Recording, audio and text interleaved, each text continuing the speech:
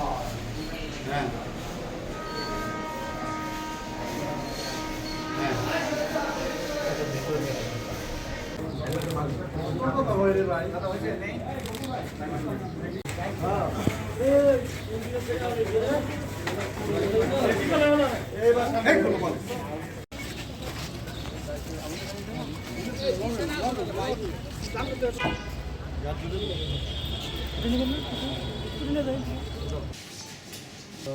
হত্যা,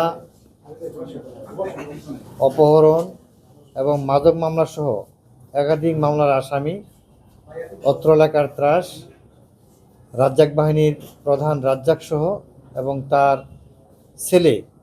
ছেলেসহ আমরা গ্রেফতার করেছি। গোপন সংবাদের ভিত্তিতে আমরা গতকাল মাঝদার এলাকা থেকে আমরা এই রাজ্জাক বাহিনীর প্রধান রাজ্জাক এবং তার ছেলেকে গ্রেফতার করতে সমর্থ হই এবং তার দেওয়া তথ্য মতে আমরা 53 রাউন্ড গুলি উদ্ধার করি। আপনারা জানেন এই রাজ্জাক এই ফতুল্লা এলাকার মাদকের সাথে জড়িত, সে মাদক সম্রাট হিসেবে পরিচিত এবং সে অত্র এলাকার ত্রাস হিসেবে পরিচিত। তার বিরুদ্ধে হত্যা, অপহরণ, মাদক মামলাসহ প্রায় 12টি মামলা রয়েছে এবং তার বিরুদ্ধে হত্যা, অপহরণ, অস্ত্রসহ 7টি মামলা রয়েছে।